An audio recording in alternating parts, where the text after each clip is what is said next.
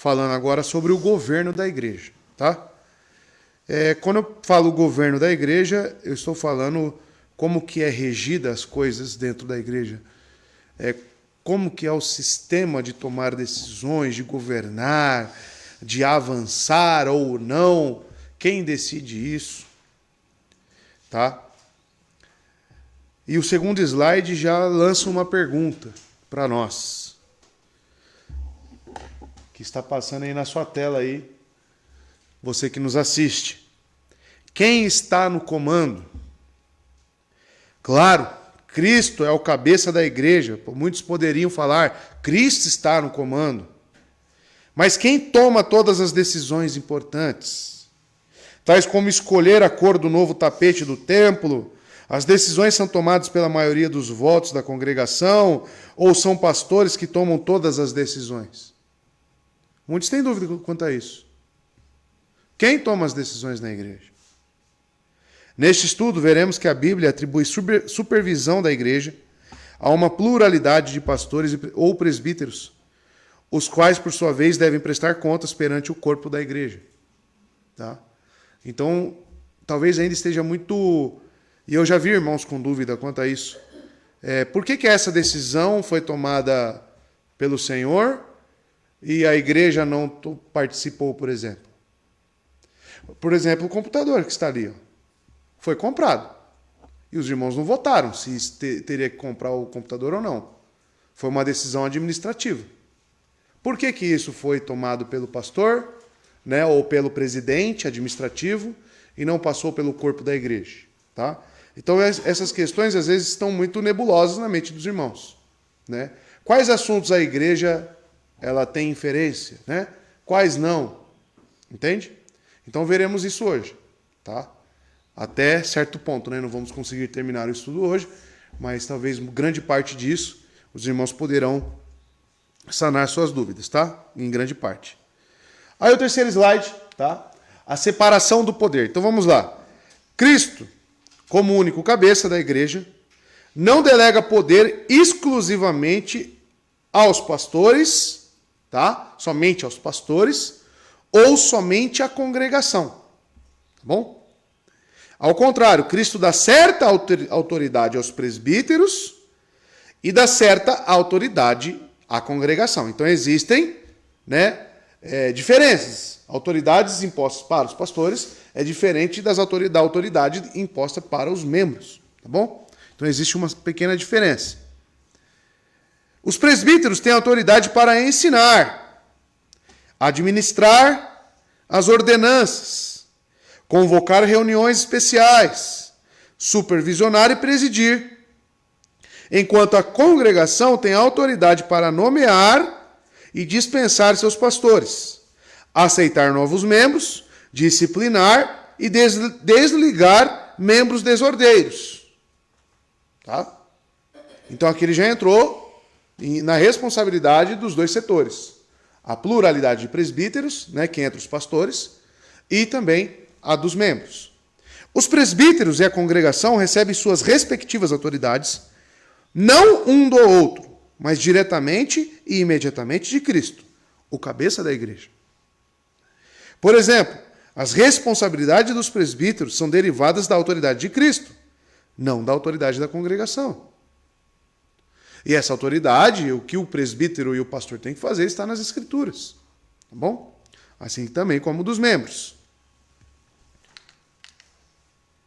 Responsabilidade e autoridade dos presbíteros. Então agora vamos abordar especificamente este nicho da igreja, que é os pastores.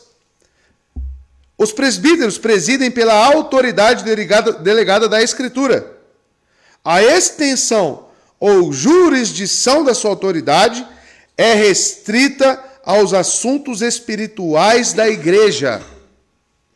Os presbíteros não têm autoridade para administrar os assuntos privados da, acho que faltou aqui, né, da igreja. Deus responsabiliza os pastores por zelar pela vida espiritual da congregação e pela direção geral da igreja. Os pastores não devem dominar a herança de Deus. No entanto, Assim como os pais não podem deixar suas responsabilidades de governar a seus filhos, governar seus filhos ao deixar seus filhos governarem a si mesmos, tá? Os pastores não são livres para entregarem o governo para a congregação, tá? Então aqui ele entra na questão de divisão. Eu venho de uma igreja, irmãos, que, por exemplo, ela ficou sem pastor muito tempo, né? E quem vinha pregar e cuidar dos assuntos espirituais, realizar batismo, por exemplo, eram pastores convidados, tá? Porém, por essa deficiência, onde eles deveriam ter ordenado ali algum pastor da igreja, eles colocaram o presidente para tomar algumas decisões espirituais. O presidente, ele está ali para governar a igreja nas questões administrativas, que geralmente é um pastor como a nossa igreja. Só que a questão é, aquela pessoa, aquele homem, ele estava habilitado por Cristo para tomar as decisões espirituais? E isso começou a tomar certas proporções, irmãos, aonde a incapacidade, né, a pessoa ser inapta para isso, ela começou a entrar numa seara que ela não foi chamada e tomar algumas decisões precipitadas. Governar espiritualmente é uma grande responsabilidade. E se não for feita à luz das Escrituras, se você não ter fidelidade à Escritura, você não vai conseguir governar a igreja. Tá? Não vai conseguir. Então, amados, os presbíteros e pastores, eles têm a sua autoridade restrita aos assuntos espirituais da igreja. Prioritariamente, presbíteros e pastores têm que cuidar da espiritualidade da igreja. Tá? Isso é o que eu estava, né, falando com o Fábio. Eu até marquei o Fábio e a Fabiane lá nos assuntos da igreja de onde eles vieram, né? Aí eu vi lá o rapaz conversando lá, né, falando, né? Ah, mas é só regulamento interno, né? Você tinha até falado isso pra gente, acho que ele era de Franca, né? Era da igreja, né? Ele ainda não tem clareza. Aí o Fábio falou, mas se não está na Escritura, não deve ser feito. Respondi errado, respondi na minha própria... Na sua própria... Mas é justamente isso. Por quê? Aquelas diretrizes internas não são administrativas. Porque eles encaram como espirituais. Se você não fizer, logo você não é salvo. Né? Pode falar, Fabi. Até esses regulamentos internos têm que ter respaldo bíblico. Com certeza. Eu não posso impor algo para os irmãos se eu não tenho respaldo bíblico para isso. Né? Regras que vai direcionar a igreja. Tá? Então, amados, isso é muito sério. Porque às vezes pessoas inaptas para o ministério pastoral, ela começa a impor essas regras sem respaldo bíblico, e isso já é um indício de que ela não foi chamada para aquilo. E com certeza não, porque quem estava lá regendo lá as regras era uma mulher. A pastora, ela é a esposa do Davi Miranda, aquela moça? É, né? E acho que a do lado é a filha, né? Aí, pronto. Família governando todas as Deus é amor aí das igrejas, né? Deus é amor do Brasil. E do mundo, né? Que tem até fora, né? Tem até fora, né? Então pense. Eu, por exemplo, para eles eu estou no padrão de duplas sertanejas. Né? E eu não sou um bom exemplo porque eu posso induzir os jovens a gostar das músicas sertanejas por causa da minha barba. Eu nem sertanejo ouço. Que coisa, hein? Mas, enfim, vamos prosseguir aqui no que nós temos, né? Então, amados, os pastores eles têm que estar preocupados com isso, né? Esse slide ele aborda, até coloquei de amarelo, tá bom? Que prioritariamente eles têm, né, os pastores, presbíteros, de cuidar da parte espiritual da igreja. Então, sim, você, como membro, você vai estar sobre essa autoridade, nós veremos isso, sim. Mas qual é o limite da sua sujeição a essa autoridade? Justamente as Escrituras. Então, se eu chegar com umas regras malucas que nem da Deus é amor, você tem por obrigação falar qual é o respaldo bíblico disso aí. Tá? Porque a minha autoridade ela está sujeita a isso aqui. Tá? Então, os irmãos têm que olhar à luz das Escrituras se as decisões e as imposições, né, que estão sendo colocadas na igreja, se elas são bíblicas ou não. Que nem eu falei de casamento agora. Você acha que é bíblico? Eu aguardar o marido ele ter estabilidade espiritual e financeira para poder assumir um casamento? O que você acha? Então pronto. Então é uma decisão sadia.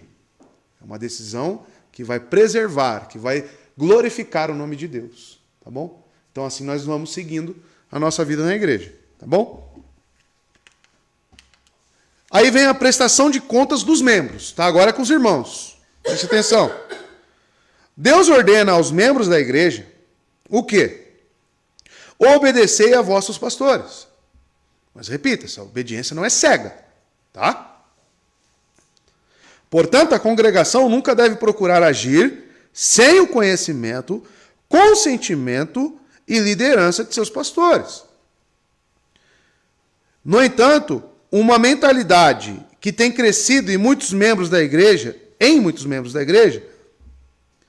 é uma atitude de autossuficiência. Parece que um número crescente de cristãos sente como se sua vida espiritual não fosse da responsabilidade de mais ninguém. Esses cristãos parecem pensar que os pastores de sua igreja não têm nada que se intrometer em suas vidas, dando-lhes conselhos espirituais ou correções. Vivemos isso aqui há poucos dias. Criou-se um grupo dentro da igreja, né, de oração, que é algo bom, tem que orar mesmo, mas eu não preciso criar um grupo à parte com determinadas pessoas só. Todos os irmãos devem orar, porque isso aí é uma condição cristã, a oração. E não me consultaram, não me avisaram, tanto que quando eu fiquei sabendo, opa, é verdade? Então, né? A partir disso, desfaça esse grupo e centralize tudo no grupo da igreja. Porque nós somos contrários, contra a qualquer tipo de segregação dentro da igreja. Qualquer grupinho. Aqui você nunca verá culto de jovens. Tá? Nunca verá isso. Ah, mas a igreja já fez reunião de mulheres e de homens. Né? Mas para tratar de assuntos bíblicos inerentes aos homens, que têm distinções, e assuntos respectivos às mulheres, e com o consentimento do pastor. É diferente ou não é? Totalmente diferente. Tá? Ah, eu vou fazer um grupo de estudo na igreja. Vou convidar a Ana Paula, vou convidar o Israel, a Laura, e vamos se reunir lá na casa da Fabiana. Né? Aí o pastor está lá, nem sabe qual é o material que está sendo utilizado. É assunto espiritual? O pastor tem que estar sabendo, então? Então é isso, irmãos. Tá? Eu já vejo isso em alguns irmãos. Por exemplo, o Fábio, quando a Alane estava buscando realmente o entendimento da fé, o Fábio veio perguntar comigo. Isso é a maturidade dele. Pastor, tem um livro que me ajudou muito, eu posso recomendar para ela? E eu confiei, porque eu sei que ele não vai dar coisa, né, maluca para ela, né? Não é o livro da Deus é Amor lá, né, Fábio? O Benihim, bom dia Espírito Santo, né? E tanto que ajudou ela. Tanto que ajudou ela. É simples, irmãos. O nosso convívio como igreja, essa interação, tá, entre pastores e membros, é simples. Basta ter diálogo. É só ter conversa, diálogo.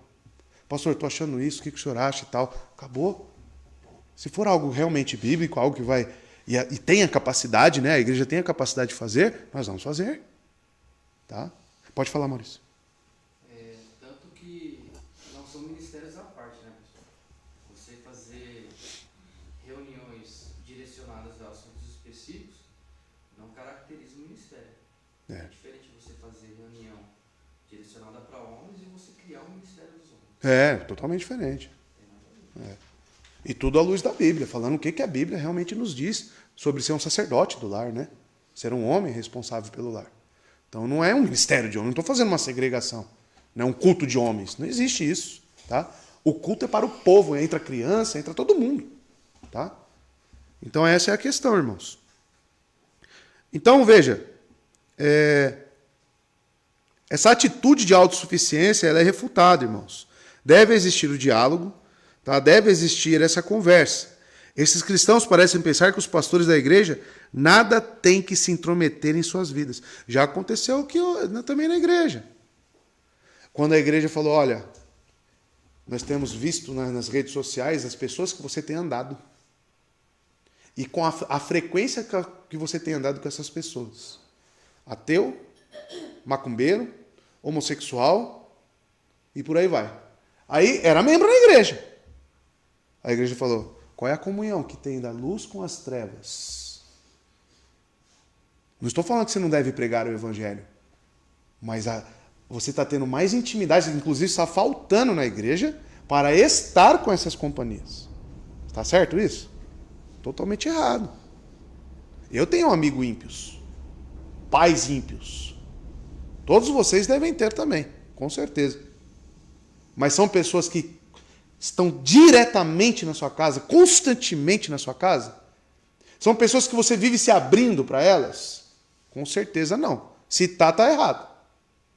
Aí a igreja interviu, aí a pessoa achou que nós estávamos errados e foi-se embora.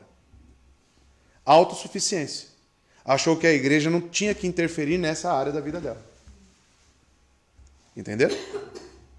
Então, amados, devemos avaliar se nós não temos esse espírito de autossuficiência. Tá? E respeitar as autoridades de cada setor da igreja. Aonde que Cristo manda ter autoridade, que tipo de autoridade é aquela, e se eu devo sujeição ou não. Tá? O texto que aborda essa questão de obediência está lá em Hebreus. Não chegamos neste capítulo, último capítulo, né? Não chegamos ainda, mas vamos chegar lá ainda nas quartas-feiras. Lá diz, obedecei aos vossos guias e sede submissos para com eles. Pois velam por vossas almas, como quem deve prestar contas, para que façam isto com alegria e não gemendo. Porque isso não aproveita a vós outros. Qual foi meu desabafo aqui na oração? Eu falo e existe uma certa resistência. Falo e parece que não muda. É bíblico esse desânimo que vem sobre os pastores. É bíblico, tá? Porque ele passa a não fazer com alegria. Acaba se tornando algo pesado. É igual filho. Você acha que não desmotiva o pai? Ele tenta ensinar, ele corrige e no outro dia está fazendo tudo de novo. Aí você corrige de novo e no outro dia de novo. E ele vai continuar fazendo, porque ele quer o bem do filho. Só que você acha que desanima ou não?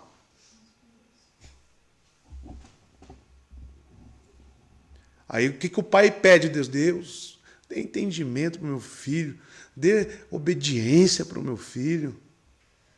É as minhas orações. E é bíblico, obedecei aos vossos guias e sede submissos para com eles, pois velam por vossas almas, tá? Olha a consciência do pastor, como quem deve prestar conta. Você acha que eu não sei? Você acha que eu não sei que no meu juízo...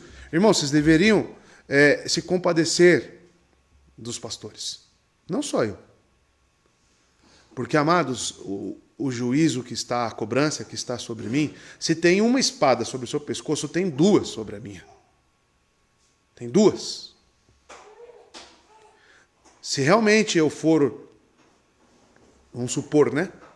Um pastor herege, eu estava falando com o Vitor isso, ainda vou trazer aqui estudos sobre o inferno, mas, segundo a luz das Escrituras, podemos presumir que existem setores no inferno. Uns receberão poucos açoites e outros muitos açoites. Os que conhecem a palavra, os que manuseiam a palavra e pregam heresias, não tenha dúvida disso, estarão nas partes mais profundas do inferno. Nas partes mais profundas do inferno. Então o pastor, aqui como dizem Hebreus, eles cuidam das almas como quem prestará contas. Não tenha dúvida de que eu como pecador que sou, e tenho muitos pecados, quando eu peco, a cobrança que existe sobre mim por ser um pastor é duplicada do que na sua vida. Esteja certo disso. Paulo diz isso. Ele precisa ter uma conduta irrepreensível para quê? O que ele diz? Para que ele não seja pego naquilo que ele prega. a cobrança é 2 vezes mais. Porque vocês, a cobrança sobre os membros é o quê? É viver de acordo com aquilo que eles estão ouvindo e recebendo. O pastor é o que ele ouve e recebe e ainda o que ele prega. Então, o que se espera dos membros, e está dentro aqui da prestação de contas, e segundo o relato bíblico, é que se submetam. Se sujeitem. Se o pastor está orientando alguma coisa à luz das Escrituras e tem respaldo bíblico para isso, se sujeite. Só tenha essa preocupação. É bíblico o que ele está me falando? Se for, obedeça, irmão. Se tem dúvida, sane a dúvida à luz das Escrituras. Mas não seja rebelde. A palavra grega eu coloquei aí, né? Significa persuadir, induzir alguém, a palavra obedecer, né? Alguém pelas palavras, a crer, escutar, obedecer, submeter-se, sujeitar-se, confiar, ter confiança, estar confiante. Tá? Aí o próximo slide. A superioridade dos membros. Uma coisa é os membros da igreja supervisionarem seus pastores. Outra coisa é os membros da igreja colocarem seu julgamento pessoal relacionado à vida da igreja acima da liderança da igreja. Se muitos dos cristãos de hoje não concordarem com uma decisão dos pastores, eles protestarão e até boicotarão a igreja e ficarão em casa para mostrar o seu descontentamento. Muitos cristãos sentem que podem escolher o que gostam e deixar o que não gostam em uma igreja. Esses tipos de cristãos colocam seu julgamento pessoal acima do julgamento da liderança da igreja. Pode ser bíblico, pode ser o que for. Mas se eu não quiser, eu achar que não é o momento para aquilo, eu me oponho. Eu boicoto. Aí eu começo a falar, fizeram isso, mas o correto seria aquilo. Por exemplo, irmãos, quando estamos para trazer algum membro novo, existe a avaliação do pastor, existe a avaliação daquela comissão, que eu chamo aqui, de alguns irmãos, para avaliarem à luz das Escrituras, e depois a igreja bate o martelo. Tá? Às vezes, você pode ter algumas ressalvas quanto ao irmão, mas ressalvas pessoais. E você querer levantar a mão na assembleia e falar, não quero que esse irmão seja membro agora. Mas por ressalvas pessoais e não bíblicas. Que essa atitude está fazendo o quê? Você está dizendo que o pastor não soube avaliar, que o pastor está errado de trazer aquele nome. A comissão também está errada, não conseguiu avaliar, e que os seus conceitos pessoais estão acima de todas essas pessoas envolvidas.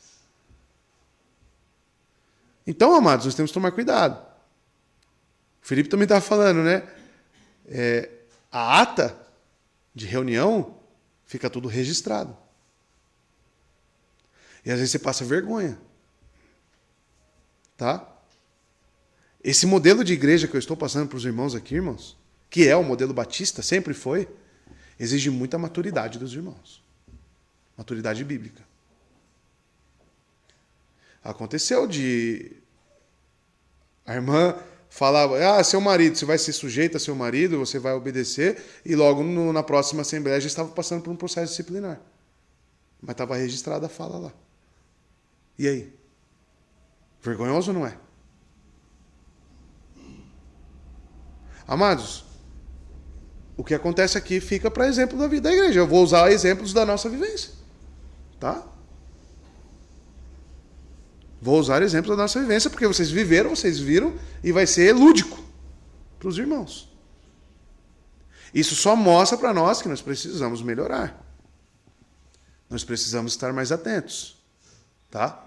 Então, cuidado com essa superioridade dos membros.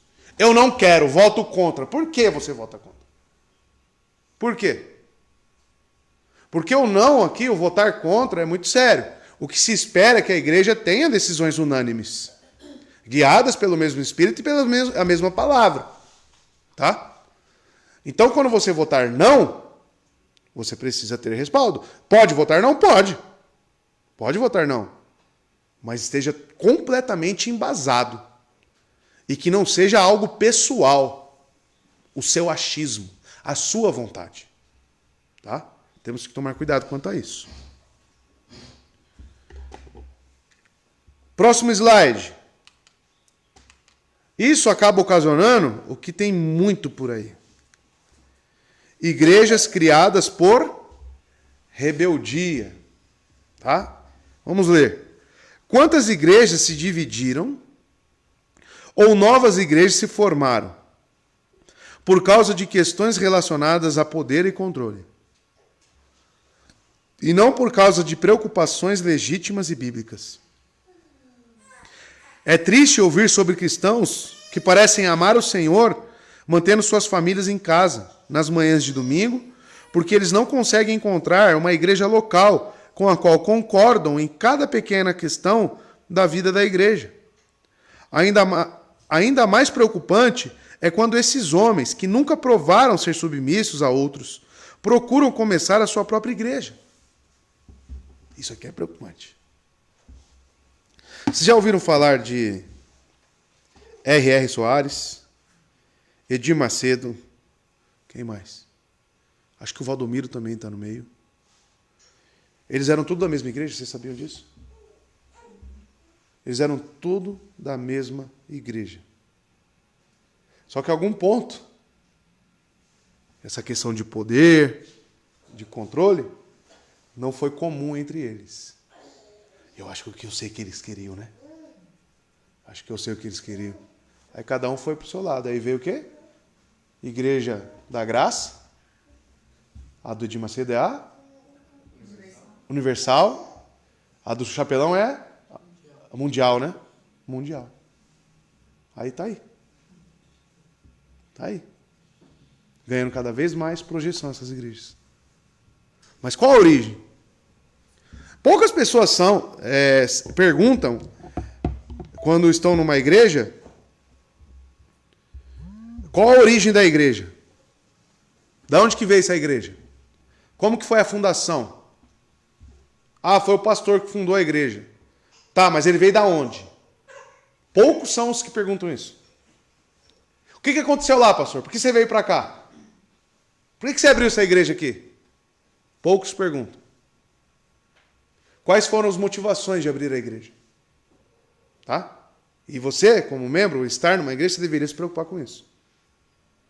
Por quê? Porque muitas igrejas são fundadas, criadas por rebeldia. A pessoa ela não tinha sujeição aos pastores que estavam lá, instituídos por Deus, e por não concordarem com o A, o B, saem fora. Não estou falando nem questão de doutrinária. Doutrinária, tudo bem. Tá? Uma igreja herege tem que sair de lá mesmo. Mas às vezes existem igrejas bíblicas, como aqui já aconteceu também. Essa igreja tem exemplo para tudo já, viu? Em 3 anos, né, que vamos completar em outubro, já tem exemplo para tudo. Eu acho o senhor muito rígido. Falaram para mim. Eu acho o senhor muito severo. É meu nome. Prazer. André Severo. Vamos embora daqui. Não concordo em fazer trufa. Não concordo. Falaram isso para mim. Olha as motivações. Não concordo com esse negócio de doce. E ainda me acusaram e falaram, o senhor obriga os membros a vender doce. Obrigo, Maurício? Obrigo, Gessé? Tem vários exemplos. Tem irmãos que não vendem doce aqui por N questões. Mas me acusaram da obrigatoriedade de fazer doce e vender doce. Eu falei, tudo bem. Aí eu expliquei, falei, não é obrigado. Aí falei, fulano, a gente viu que não estava conseguindo, a gente tirou. Fulano, tirou. E sempre voluntário. Né? A acusação eu refutei. Agora, ser rígido, eu falei, desculpa, eu vou continuar sendo. Então vamos embora. Tudo bem, pode ir embora. Minha única preocupação é, você vai para uma igreja bíblica? Ah, sim, vamos para a presbiteriana. Então vá com Deus. Vá com Deus. Aí foram. Foram, visitaram. Aí outro dia, apareceu aqui. E aí, como foi? Tudo bem? Como é que vocês estão? Pastor, os negócios aí fora tá feio, viu? Os membros não participam nem da escola bíblica dominical. Chega para tocar. A escola bíblica rolando, o pessoal conversando nos corredores. Ninguém quer saber de nada. O pastor não fala nada. Ninguém cobra nada, cada um faz o que quer. Não, mas peraí. Aí no meu consciente, né? Mas peraí. Essa conta não está fechando. Saiu daqui falando que é rígido e foi para lá e não gostou e a reclamação agora é que é muito solto. O que quer então? Sabe o que ela quer? Ou ele quer? Ter uma igreja do jeito deles. Isso é indício de rebeldia, insubmissão. Não que as igrejas que eles viram esses erros estejam certas. Mas ficou caracterizado o quê? Que esteja onde for, nunca vai estar contente. A grande pergunta para você é esse tipo de pessoa? Temos que tomar cuidado, irmãos. A cobiça é algo que ela abrange muitas áreas.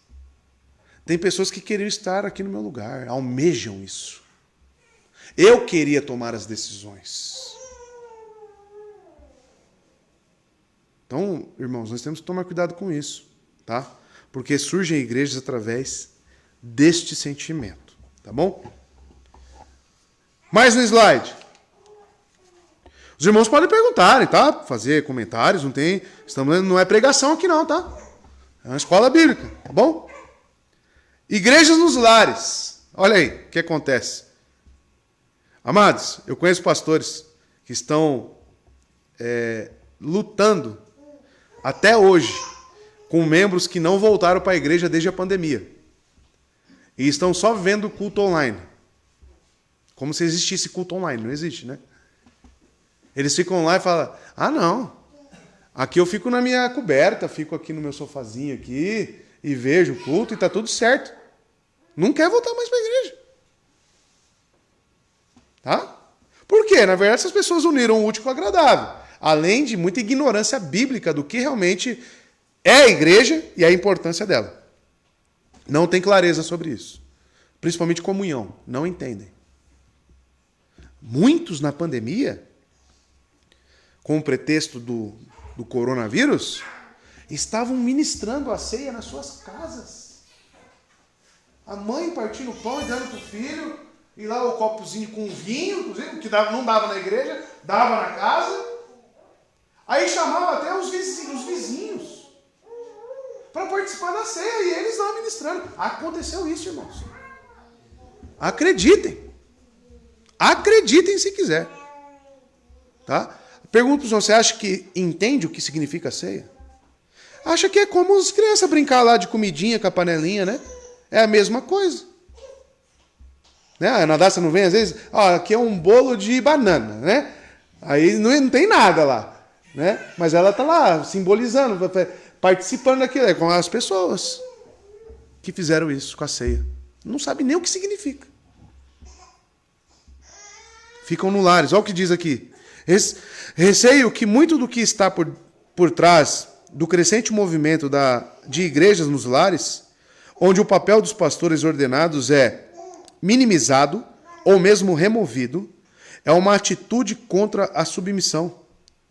Não há nada de errado com a reunião de igreja em um lar, uma reunião de igreja em um lar, mas remover o papel e a autoridade dos pastores mina a autoridade da igreja. O movimento de igrejas nos lares, pelo que parece, é muito atraente, apelativo para aqueles que são resistentes a qualquer forma de responsabilidade pessoal. O verdadeiro problema com essa atitude é a falta de submissão a Cristo. Cristo Jesus é aquele que organizou e dotou a igreja com seus ofícios de liderança e depois chamou seu povo para se colocar sob a supervisão e autoridade delegada a ele, aos homens que chamou para ocuparem esse ofício. As pessoas querem se reunir nos lares e não mais nas igrejas, justamente para mitigar essa figura de liderança pastoral. Tem muitas pessoas, irmãos, que não querem um pastor falando: ô, você precisa chegar no horário. Ô, você está errado. Não querem. Dá aversão a eles, dá comichão neles. Pensar em alguém que esteja ali, ó. Ô, por que você não está indo na igreja? Ô, por que você está agindo assim? Ô, não querem. Tá? Aí você deve avaliar isso em você. Você tem isso. Porque você pode estar aqui, mas você ser totalmente contrário a qualquer tipo de cobrança. Tem pessoas que não gostam de ser cobradas, irmãos. Mesmo estando erradas. Aí vem com as narrativas, parece esquerdista, maluco.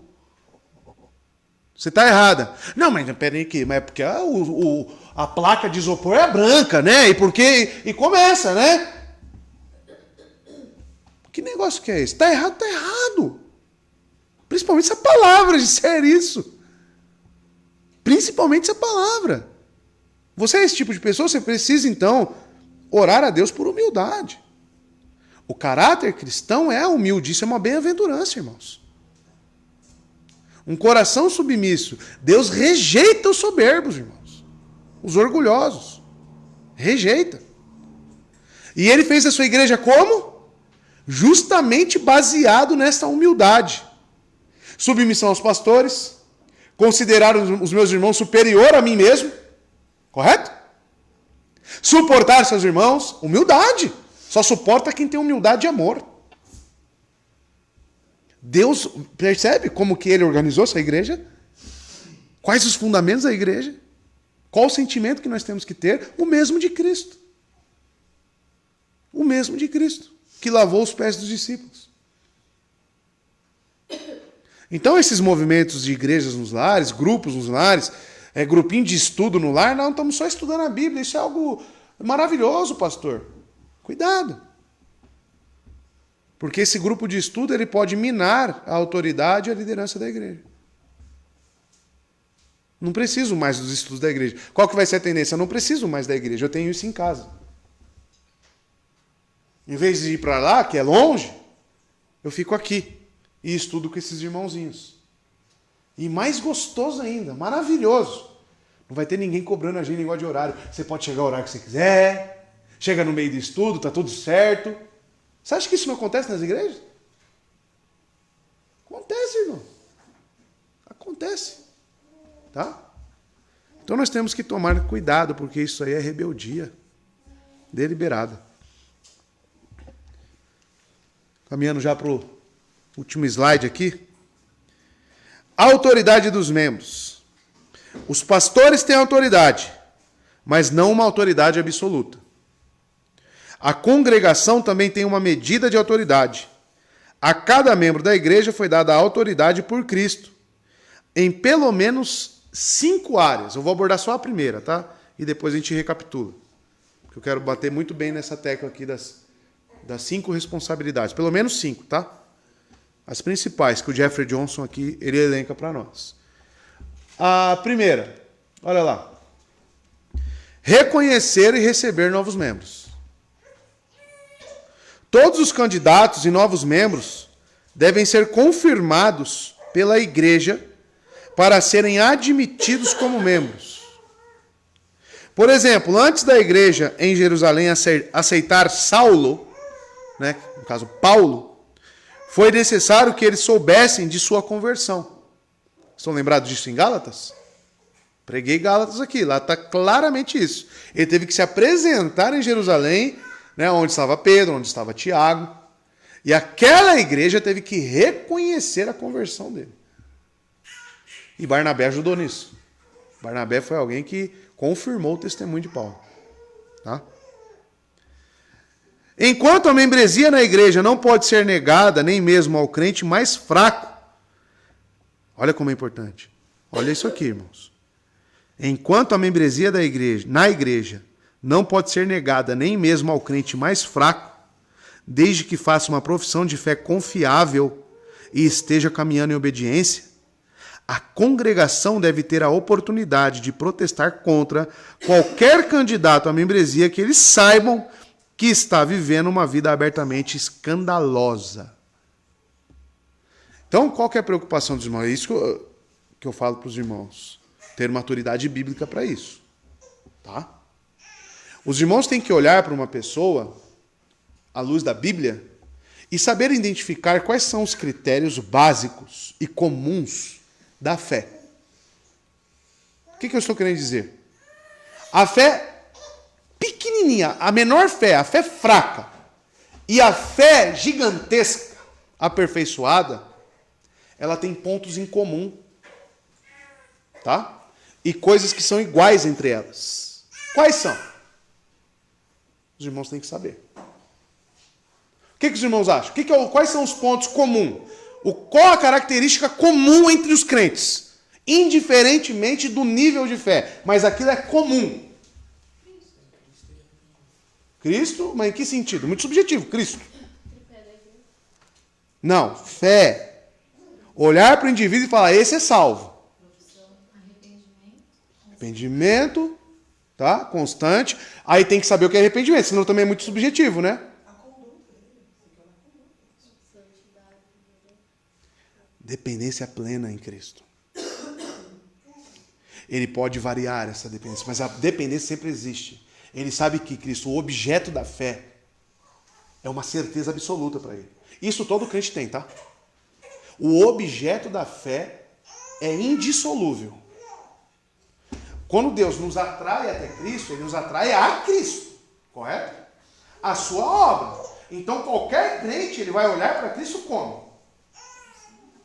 É meu Senhor. Mas obedece ainda plenamente? Não. Mas quando ele professa isso, e a vida dele, os irmãos estão vendo que é uma luta, que ele não se contenta, aí entra o arrependimento. Com aquele estado em que ele está, e ele está lutando contra isso, opa, esse irmão tem fortes indícios de ser realmente um convertido. Então a igreja tem que ter essa base. Tem que ter esses critérios muito bem formulados.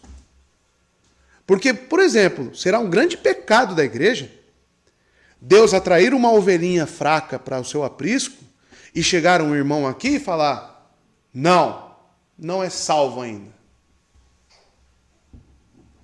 Você tem noção do que é isso? Você está indo contra aquilo que Deus fez. Então existem casos e casos. O que eu estou batendo na tecla aqui é que os irmãos têm que ter maturidade bíblica de saber quais são os critérios básicos, os pontos em comum da fé. Ter fé é o quê? Os irmãos têm que saber claramente isso. Tá? Ah, mas não tem nem tempo. Muito recente. Aonde que na Bíblia diz sobre tempo? Estão entendendo o que eu estou dizendo? Então é isso, irmãos. É uma grande responsabilidade. Quem bate o martelo sobre isso, quem entra no aprisco ou não, é os irmãos. Tá? E nós temos que olhar isso à luz da Bíblia. Tá bom? Por isso que nós já bloqueamos alguns aqui, correto? Porque não foi vista essa certeza de fé, não foi visto. O objeto da fé parecia que estava manchado. Tem uma grande nuvem no objeto da fé, mas que negócio que é esse? Eu assumo a sua fraqueza. Né? Eu reconheço a sua fraqueza. A sua dificuldade ainda, porque sua fé é muito imperfeita. Mas o seu Redentor vive. Isso aí é ponto comum entre todos nós, correto, irmãos? O nosso Redentor é o mesmo. Porque vai participar da ceia como? Não tendo o objeto da fé indissolúvel, concreto. Não tem como. Tá? Então entra aí o primeiro ponto, né? E depois vamos bater os próximos. Tá? Tem aí o texto de Atos 9, só para embasar esse primeiro ponto. a aceitação de Paulo na igreja. Atos 9. Tendo chegado a Jerusalém, procurou juntar-se com os discípulos. Todos, porém, o temiam. Por que o temiam? Porque ele era perseguidor da igreja. Tá? Não acreditando que ele fosse discípulo. O que a igreja fez aqui? Qual foi o erro da igreja aqui? Julgou com os critérios pessoais. Ele era o que perseguia a igreja.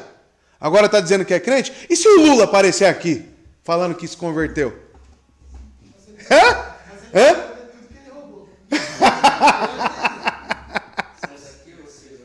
Hein?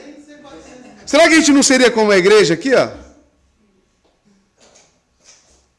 Mas e aí, Deus não pode entregar a fé para ele? Como também para o Bolsonaro, para qualquer um? Então, tá vendo? Quando traz para o campo prático, o negócio muda, né? Mas Barnabé, olha Barnabé, irmãos.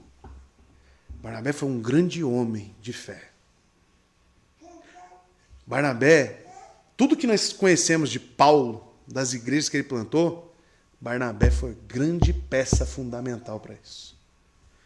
Mas Barnabé, tomando-o consigo, venha Paulo, eu vou levar você lá.